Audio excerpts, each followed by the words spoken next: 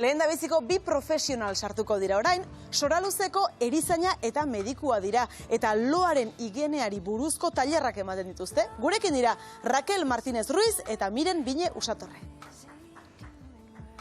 Arratsaldeon, sartu.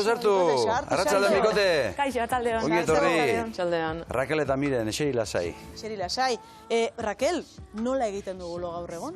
Bueno, bizitzaren etaparen arabera, loaren kalitatea eta kantitatea aldatzen ari da. Batez ere adin tarte guztietan. Adibidez, nerabezeroan 8-10 ordu artean gomendatzen da. Baina etapa honetan mobilaren erabilerak edo bideojokoak murrizten du lo.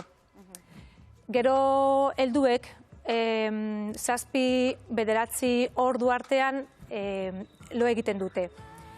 Baina osasun arazoek edo kezkek edo gabeko txandek loari eragiten diote. Eta zaharrek adibidez, lokartzeko zailtasunak agertzen dira. Gero, esan behar da, osasun inkesketen arabera, Behar bada esan nahi duzu, inkesten arabera Miren loalen kalitatea galtzen ari garela, ez da? Eta bizkalde asko dira, benzodiazepinak edo antzeko medikazioa kontsumitzen dituztenak loak hartzeko.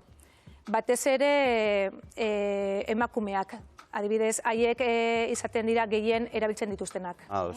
Miren, lehen mailako arretetan eta kontsultetan, ez da, loaren inguruko kezkarik jasotzen duzu, bai mediku, bai erizain gisa? Bai, kontsulta nahiko, askotan ikusten dugun kontsulta bat izaten da, batzuk zuzenian etortzen dira motibo horregatik aldezka, beste batzuk beste zerbaitengatik aldetu eta aprobetxatzen dute ja baduazenian izateko lore ez toto ondo egiten.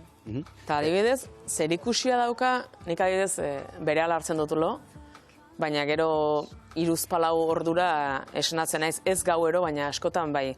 Zer ikusia badauka batek, alegia, batzure kostako zaie lokartzea, eta gero agian ordu luze zarituko dira edo gongo dira lotan, da nire aldenatziz. Bai, danetarik entzuten dugu konsultan. Jende askok galdetzen du lo hartzea kosta ite zaioelako, beraz hartu eta buelta azten dialako, eta beste askok, bai, batzuk sarri esnatzen dialako, beste batzuk lo ordu batzuk iten dutelako, baina gego izaldian esnatu, eta berriz ezin delako lorik hartu. Azkenean, lo higienean arazotzat danak jotzen ditugu. Ze kalitatezko loa danek saiesten dute. Eta zergatik gertatzen da, Raquel? Zergatik dauzkagu lo ondo edo kalitatezko lo egiteko arazoak? Zein dira arazoiak?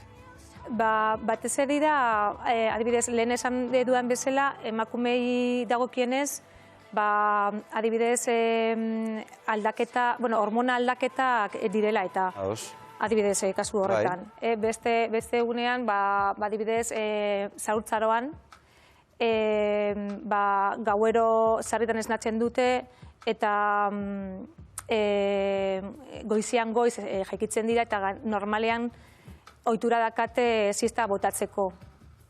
Orduan, Bai, eta gero jende gaztiak ere gero eta geixo galdetzen du, ez?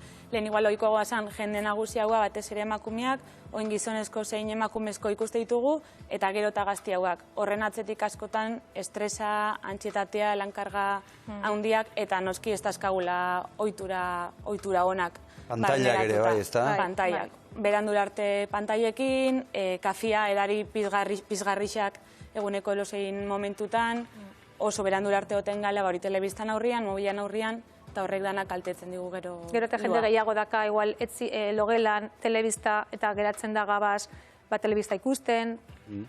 Eta, Raquel, kalitatezko loa, zer da kalitatezko loa? Kalitatezko loa da, gure, batez ere, ondo lo egitea, urrengo gunean, jaikitzen garenean, gure gorputza ondo eukitzea, eta esnatzen garenean, batez ere gorputza ondo ikutzea, eta gai izan behar dugu urrengo gunean antolatutako gauzak egiteko.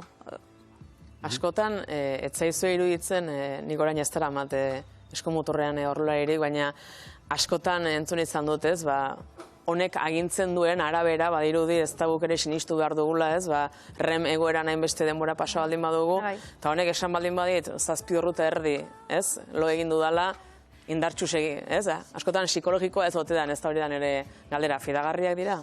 Horko... Azkenean informazio bat ematen du, baina batez ere norberan zentzazio, ez? Lehen esan duna, adintartean arabera lo beharrak desberdinak dira, baina adintarte berdinan ere igual zuk danik ez dakagu behar berdina.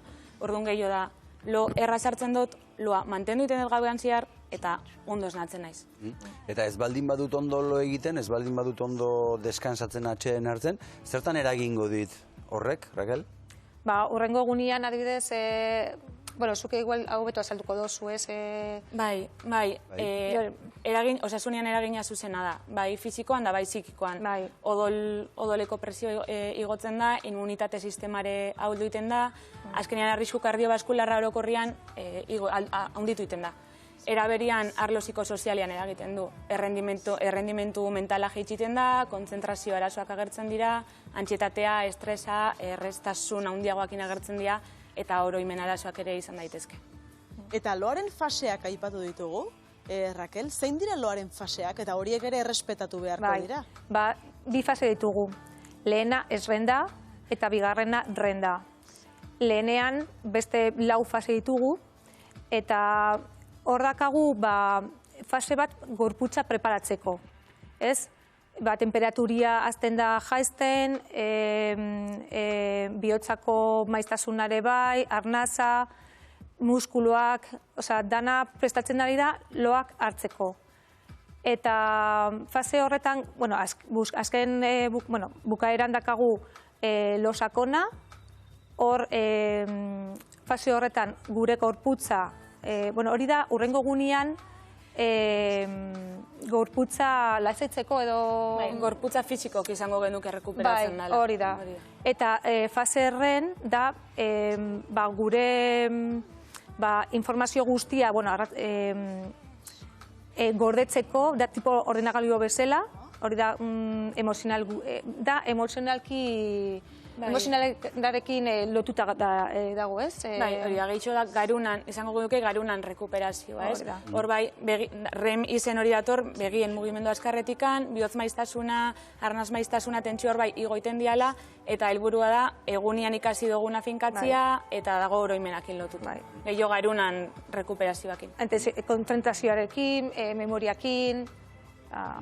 Loaren higienearen tailerrak ematen dituzue. Zer da loaren higienea, Miren? Loaren higienea da pixkat, landu nahi duguna, zer egin dezakegu guk loa kalitatezkoa izateko, loa ona izateko. Kontsultan askotan ikusten du, jendia etortzen da, loiteko arazo dazkat, pastilla bat nahi dut. Igual pastilla hori hartu aurretik, o pastilla hori saiesteko beste neurri batzuk hartu behar ditugu. Ikusi zer egiten dugun egunean zehar, eta aldaketa batzuk sortu. Gomendatzen dugu ariketa fisikoa eta egunean zehar, gorputzan nekatuago iristeko, lehen komentatu duguna, pantailen erabilera hori saiestea, batez ere eguneko azken orduetan, edari pizgarrixak saiestea, eta egunero rutinatxo bat eukitzia.